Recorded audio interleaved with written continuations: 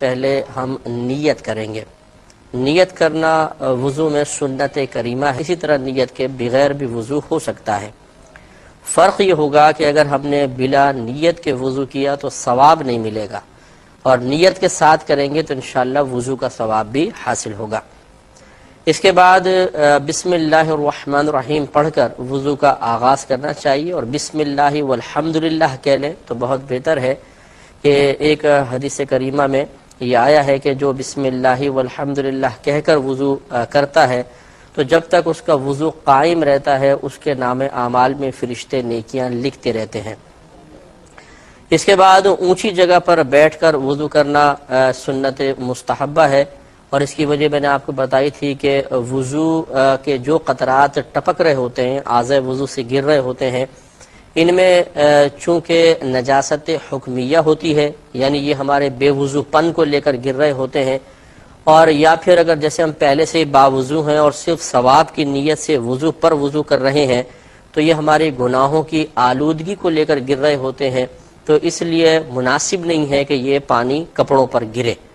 اس لیے میں نے آپ کو طریقہ عرض کیا تھا کہ اگر ممکن ہو سکے تو تولیہ والا جو رومال ہے، کیونکہ جذب بہت اچھا کرتا ہے، اسے اپنے پاس رکھیں۔ جب آپ چہرہ دھو چکے ہیں تو ہلکا سا اتنا اس کو چہرے پر تولیہ کو لگا لیں کہ ٹپکنے والے قطرات اس میں جذب ہو جائیں۔ مکمل طریقہ ختم نہ کریں۔ اس طرح جب دونوں ہاتھ دھوئے تو ہاتھوں کو تھوڑا سا کر لیں، تو پھر فائدہ یہ ہوگا جب آپ پیر دھوتے ہیں، جیسے بیٹھ کے بھی اگر پاؤں دھو رہے ہیں تو یقینی سی بات ہے چہرہ یہاں ہوتا ہے، تو ہوتا یہ ہے کہ اگر ہم پہلے چہرے سے ٹپکنے والے قطرات کو صاف نہیں کرتے ہیں یا روکنے کا اہتمام نہیں کرتے ہیں تو سب کے سب کپڑوں پر گرتا ہے۔ تو اگرچہ یہ جو کپڑوں پر گر رہا ہے اس سے کپڑے ناپاک تو نہیں کہلائیں گے، کیونکہ یہ مائع مستعمل کہلاتا ہے، اور مائع مستعمل کا حکم میں نے آپ کو بتایا تھا کہ یہ ناپاک تو نہیں ہوتا، لیکن یہ گناہوں کی آلودگی لے کر نکل رہا ہے، گندگی کے ساتھ گر رہا ہے، تو اس لیے اس کا کپڑوں پر گرانا مکروہ تنزیہی ہوتا ہے۔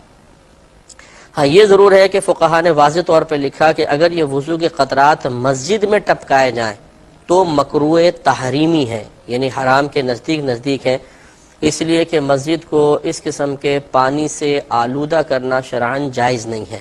ویسے بھی پانی نہیں گرانا چاہیے، لیکن یہ تو ہماری گناہوں کی گندگی سے آلودہ پانی ہے یا پھر ہماری نجاست حکمیہ کو لے کر گر رہا ہے، اس لیے مسجد میں یہ پانی نہ گرایا جائے، یہ بہت ہی بہتر ہے۔ اس لیے اگر گرے گا تو یہ مکروہ تحریمی ہے۔ تو اس سے ہمارے وہ بھائی بھی درس حاصل کریں کہ جو کبھی ملاحظہ کرتے ہیں کہ امام صاحب جماعت کروا رہے ہیں اور ان کو خوف یہ ہوتا ہے کہ اگر تھوڑی سی بھی دیر ہوئی تو شاید امام صاحب رکوع میں چلے جائیں گے، تو جلدی وضو کر کے اور پھر بھاگتے ہیں مسجد کے فرش پر، اور ان کے داڑھی سے، ان کے چہرے سے یا ہاتھوں سے پانی ٹپک رہا ہوتا ہے اور مسجد کا فرش آلودہ ہو رہا ہوتا ہے۔ لیکن جماعت حاصل کرنے کا شوق اس گناہ کی راہ میں رکاوٹ نہیں بن پاتا اور وہ بھاگتے ہوئے مسجد کو آلودہ کرتے ہوئے نکل جاتے ہیں، یہ قطعاً غیر مناسب، اس میں احتیاط کرنی چاہیے۔ اس کے بعد اب ہم کلی کریں گے۔ پہلے کلی کریں، سیدھے ہاتھ سے کلی کرنا سنت مبارکہ ہے، اور کلی کرنے کا مطلب صرف یہ نہیں ہے کہ تھوڑا پانی منہ میں لیں اور گھما کے پھینک دیں، بلکہ وضو میں کلی کرنا اور اس کے بعد ناک میں پانی چڑھانا سنت مؤکدہ ہے۔ سنت مؤکدہ کا حکم یہ ہے کہ ایک دو بار ترک کیا تو برا کیا، اور ترک کی عادت بنا لیں گے تو گناہ گار ہوں گے، اور اس میں غرغرہ کرنا بھی سنت ہے، اس لیے غرغرہ کیا جائے۔ آج کے پہلے سائل منتظر نے پہلے کال لیتے ہیں، پھر انشاءاللہ میں سلسلہ کلام جاری رکھنے کی کوشش کروں گا۔ السلام علیکم۔ تو میں آپ کو بتا رہا تھا کہ وضو میں کلی کرنا اور ناک میں پانی چڑھانا دونوں سنت مؤکدہ ہیں، لیکن کلی کرنے کا یہ طریقہ نہیں ہے کہ تھوڑا سا پانی لیا اور صرف منہ میں گھما کر پھینک دیا، بلکہ غرغرہ بھی کرنا ہے۔ تو گویا کہ منہ میں پانی گھمانا پھر غرغرہ کرنا، یہ دونوں مل کر ایک سنت مؤکدہ ہیں۔ تو اگر کوئی صرف منہ میں پانی گھماتا ہے اور غرغرہ نہیں کرتا ہے تو اس کا مطلب ہے کہ وہ سنت مؤکدہ پوری نہیں کر رہا ہے۔ اور آپ کو معلوم ہے کہ سنت مؤکدہ، جیسے بھی میں نے بتایا کہ سنت مؤکدہ کا ایک دو بار چھوڑنا برا ہے، یعنی گناہگار تو نہیں بنیں گے، شریعت ناپسند کرتی ہے، لیکن اگر اس کے چھوڑنے کی عادت بنا لیں گے تو پھر گناہگار بھی ہوں گے۔ تو اس لیے کلی غرغرے سمیت ہی کریں، اگر کوئی نہیں کرتا ہے تو آئندہ کرنے کی کوشش کریں۔ ایک دفعہ کلی کرنے کے بعد پھر مسواک کرنا سنت مؤکدہ ہے، یہ بھی سنت مؤکدہ لکھا ہے فقہا نے کہ کلی کرنے کے بعد مسواک کی جائے۔ اگر آپ کے پاس مسواک نہیں ہے تو آپ انگلی دانتوں پر پھیر لیں، یہ کافی ہے، یا اگر ہونا تو یہ چاہیے کہ آپ مسواک ہی لیں، کیونکہ یہ اعلی ادائے سنت ہے، تو اس کی جگہ یقیناً ٹوتھ برش نہیں لے سکتا ہے، لیکن بالفرض اگر کسی کے پاس مسواک نہیں ہے تو وہ ٹوتھ برش بھی کر سکتا ہے اور دانتوں پہ انگلی پھیر لے، لیکن ایک مسواک ضرور اپنے پاس لکڑی کی مسواک رکھیں، کہ یہ ہمارے نبی کریم صلی اللہ علیہ وسلم کی سنت مبارکہ ہے۔ تو اگر کوئی انگلی سے مل لے گا یا برش کر لے گا تو یاد رکھیں کہ یہاں دو سنتیں تھیں، ایک ہے دانتوں کو ملنا جس کو سواک کہتے ہیں، سواک مینس دانتوں کو ملنا، اور ایک اس دانتوں کو ملنے کے لیے لکڑی استعمال کرنا، یعنی لکڑی کی مسواک استعمال کرنا، دو سنتیں ہیں۔ تو لہذا اگر کوئی دانت صاف کر لیتا ہے یعنی انگلی کے ذریعے یا برش کے ذریعے تو ایک سنت تو پوری ہو گئی، لیکن دوسری سنت بھی پوری کرنی چاہیے۔ تو اس لیے بہتر یہ ہے کہ آپ اپنے گھر میں ایک مسواک لے کے رکھ لیں، جب وضو کرنے لگے تو تھوڑا سا دانتوں میں پھیریں تاکہ نبی کریم صلی اللہ علیہ وسلم کی سنت مبارکہ ادا ہو سکے۔ کلام کا سلسلہ جاری رکھیں گے۔ مسواک کریں، پہلے آپ نے کلی کرنے کے بعد پھر مسواک کر لی۔ مسواک کا طریقہ ویسے یہ ہوتا ہے جیسے یہ لکڑی ہے، مثال کے طور پر 3 انگلیاں اوپر رکھیں، یہ جو چھوٹی انگلی ہے اس کے نیچے رکھیں، اور یہ انگوٹھا جو ہے اس کے برش کے پاس رکھیں، یہ پکڑنے کی حیت بزرگان دین نے نقل کی ہے۔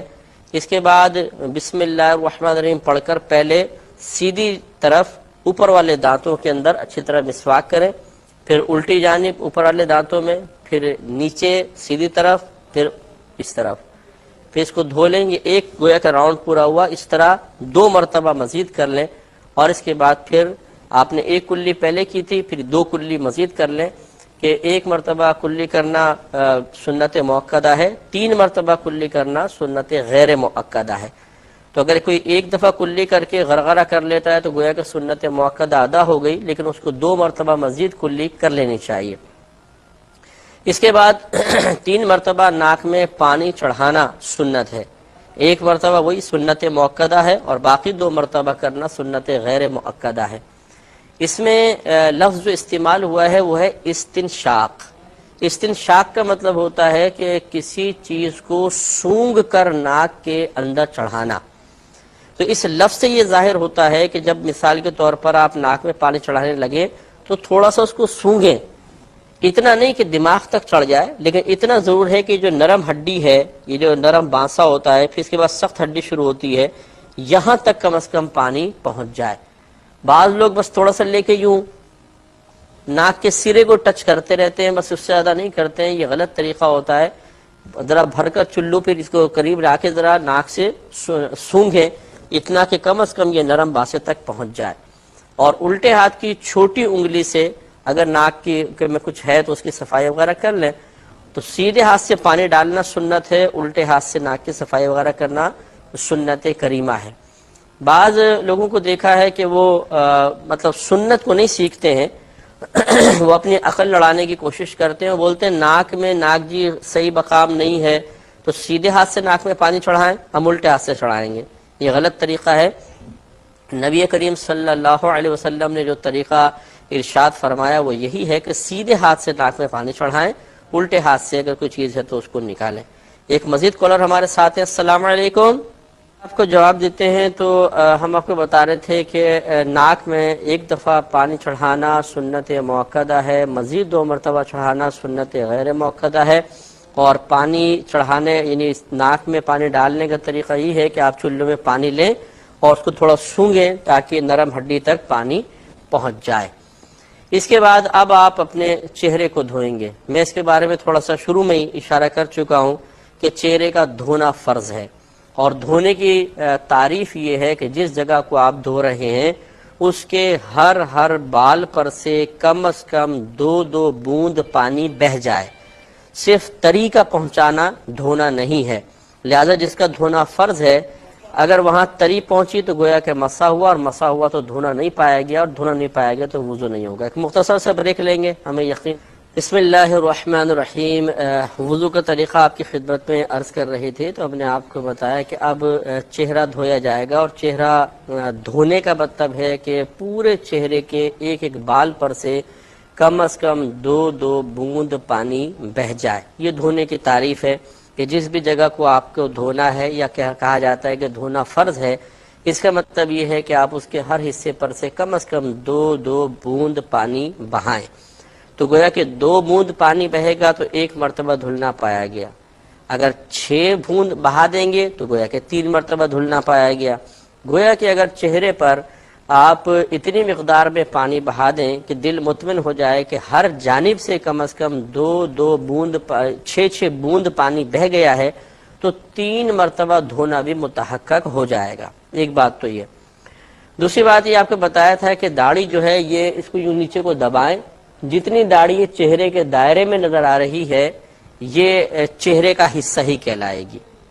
تیسری بات یہ کہ چہرے کی لمبائی جہاں سے عادتاً بال جمتے ہیں یہاں سے لے کر تھوڑی کے نیچے، بہت نیچے تک نہیں، بس یہ آپ موڑیں اور فوراً رک جائیں، نیچے کے دانت جہاں یوں جم رہے ہیں اس کے بالکل نیچے یہ چہرے کی لمبائی ہے، اور ایک کان کے لو سے لے کر دوسرے کان کے لو تک یہ چہرے کی چوڑائی ہے۔ اب اس پورے چہرے کو ایک بار دھونا فرض اور 3 مرتبہ دھونا سنت مبارکہ ہے۔ اور دھونے کی تعریف میں آپ کو بتا چکا ہوں کہ گویا کہ اگر پورے چہرے پر سے کم از کم 2 بوند پانی بہہ گیا تو 1 دفعہ چہرہ دھونا پایا گیا، گویا کہ فرض ادا ہو گیا۔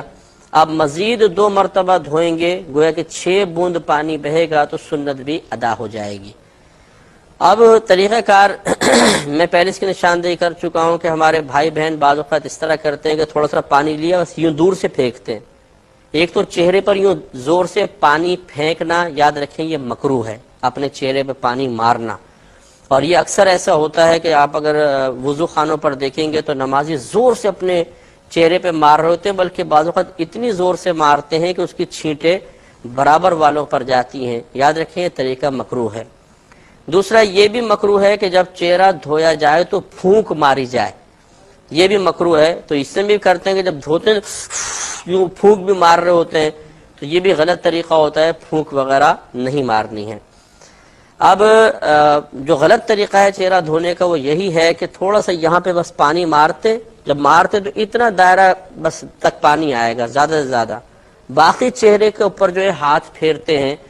اور ابھی ہم نے آپ کو بتایا کہ جس چیز کو دھونا فرض ہے اس پر سے کم از کم 2 بوند پانی بہہ جائے تو دھونا پایا جائے گا، ورنہ نہیں۔ اور اگر دھونا نہیں پایا گیا تو وضو نہیں ہوگا۔ اور یہاں پر جہالت عذر نہیں ہے کہ جی ہمیں تو معلوم نہیں تھا، معلوم نہیں تھا تو معلوم کیوں نہیں کیا؟ یہ تو اتنے امپورٹنٹ مسائل ہیں، طہارت کے مسائل جس پر پوری نماز کا وجود موقوف ہے، اسے کیوں نہیں سیکھا تھا؟ تو لہذا جنہوں نے صرف یہاں سے پانی ڈالا اور پیشانی کا مسح کر لیا، یا کنپٹیوں کو خالی یوں ہاتھ پھیر لیا گیلا، اس پہ پانی صحیح طرح بہا نہیں، ان کا وضو نہیں ہوگا، اور وضو نہیں ہوگا تو نماز بھی نہیں ہوگی۔ تو اس لیے طریقہ کار یہ ہوتا ہے۔ چلے میں پہلے کال لے لیتا ہوں، پھر میں آپ کو عرض کرتا ہوں۔ السلام علیکم۔ تو بس چہرہ دھونے کا طریقہ بتا کے پھر جوابات کی طرف آتے ہیں۔ تو دیکھیں بہتر طریقہ یہ ہوتا ہے کہ جیسے آپ تھوڑا سا چہرہ جھکا لیں، پہلے پانی لیں اور چہرہ تھوڑا جھکائیں اور لا کر یہ اوپر سے ڈالیں، یعنی آپ کے جو سرے ہیں، یہ جو سرے ہیں یہ آپ کے بال جمنے کی جگہ پر ہونے چاہیے، اس طرح لا کے ڈالیں۔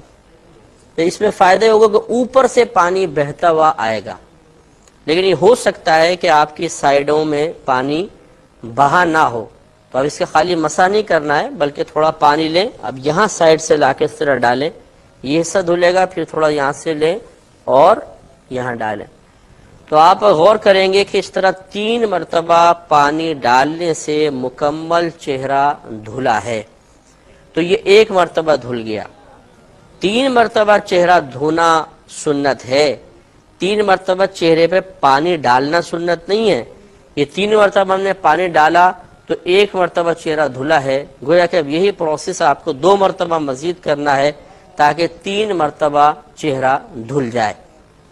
تو اس لیے بہنوں کے تو خیر داڑھی کا مسئلہ ہی نہیں ہے، تو وہ تو بہت بآسانی کر سکتی ہیں، لیکن مردوں کے لیے تھوڑا سا پرابلم ہوتا ہے کہ جیسے اب شام پانی ڈالا تو ضروری نہیں ہے کہ فوراً داڑھی کی جڑوں تک پانی پہنچ جائے۔ مسئلہ یہ ہوتا ہے جیسے میں نے بھی آپ کو بتایا کہ چہرے کو داڑھی کو دبائیں، جو چہرے کے دائرے میں بال نظر آ رہے ہیں ان کو دھونا فرض ہے، یعنی یہ چہرے کا حصہ ہے گویا کہ، اور نیچے والے بال چہرے کا حصہ نہیں کہلاتے ہیں۔ اب دیکھا جائے گا کہ داڑھی گھنی ہے یا چھدری چھدری ہے۔ اگر گھنی ہے تو صرف بالوں کی جڑ تک پانی کا پہنچنا کافی ہے، چاہے نیچے کی کھال دھلے یا نہ دھلے۔ لیکن اگر ہلکی داڑھی ہے پھر نیچے کی کھال کا دھونا بھی فرض ہے۔ اس لیے داڑھی والے حضرات جو ہیں وہ وضو کرنے میں تھوڑا سا، جب داڑھی دھوئیں تو تھوڑا سا مبالغہ کریں، تاکہ یہ اطمینان ضرور ہو جائے کہ ہلکی داڑھی والے کی کھال تک اور گھنی داڑھی والے کے بالوں کی جڑ تک پانی پہنچ چکا ہے۔